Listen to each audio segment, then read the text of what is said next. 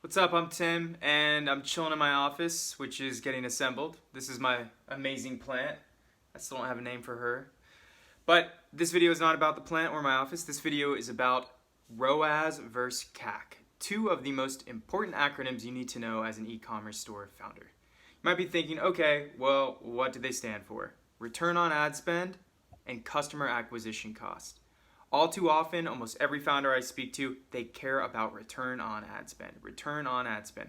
Why is that? Because you can concretely measure the profit from that purchase.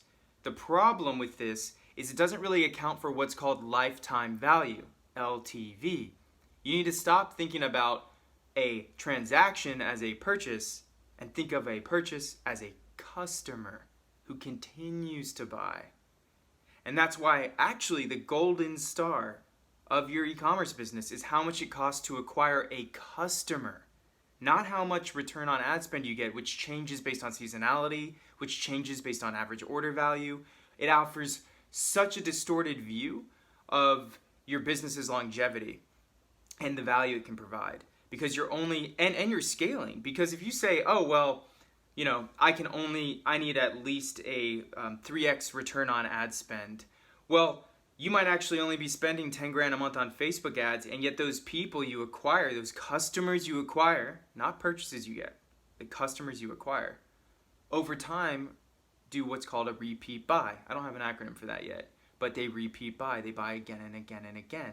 So you got to ask yourself, well, if somebody over the course of a year spends hundreds of dollars, well, how much would I spend to acquire that customer? What would be the profitable number, assuming they buy over the course of a year?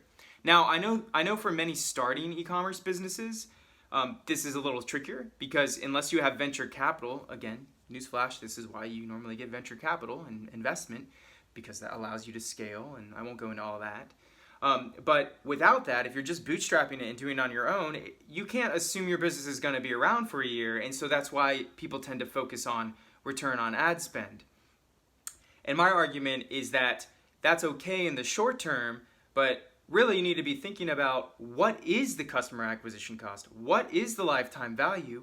Because that will allow you to get investors, scale rapidly, understanding what your customers are actually worth, not how much profit you make off each purchase. So that's all for today. My vote is customer acquisition cost is the metric to go for.